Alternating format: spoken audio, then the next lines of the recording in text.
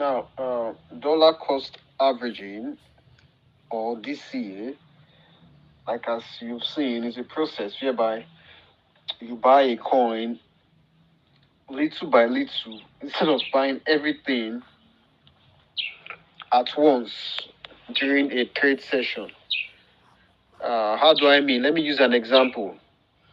Let's say I send you a signal, and let's say for the signal, let's say I told you to buy BTC, for example, and let's say the price of BTC is, let's say, $20,000. It's just an example.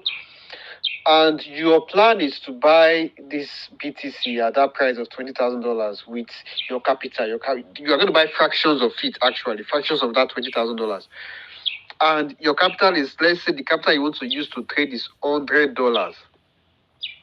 Now, without DCA, what you would typically do is to buy the BTC at that entry price of $20,000 with your $100 at once. That's what you would do without DCA. But DCA is telling you that no, you are not to buy everything with your $100 at once. Instead, you can divide that $100 into three parts. Let's say you start with $40, then you use another $30, then you use another $30. So what you do is that you buy with $40. Okay, you start with your first part of you divide your capital into three parts. The first part is $40. You use it to buy the coin at the entry price I gave to you, which is $20,000 of BTC.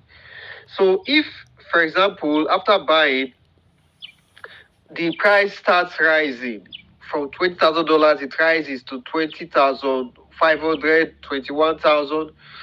No problem. Just leave the coin to rise, and you make your profits. You have only traded with $40. You don't trade with your whole $100. There's no problem. Okay. But if after buying with 20,000 with a $40 at $20,000, after buying BTC at $20,000 with your $40 capital, if the price, instead of rising, it starts falling, let's say it falls from $20,000, it falls to, let's say, $19,000. At that point, you don't just fold your hands. What do? You buy again with another part of your money, another $30 remaining. You buy again. Okay. Now, if for any reason it keeps falling, it falls further. Let's say from $19,000 it falls to $18,000. You buy again with the third part of your money, and after that you can wait for it to rise again.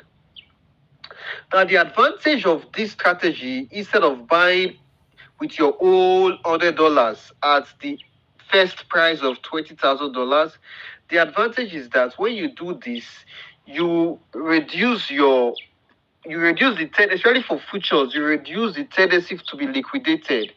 Because when you buy at lower prices, you will have an average entry price. When you buy at a lower price, your average entry price will be reduced. So it's like you are buying at a lower price instead of buying at just one price of $20,000. So you are going to buy lower than normal. And when you buy lower than normal, when eventually later, when the signal starts rising, the coin starts rising, and it hits your target profit, you will make more profits compared to if you only bought with at one price of $20,000. So that's the way DCA works. In summary, instead of buying at once, you buy little by little. You can divide your money into three parts to achieve DCA. Okay.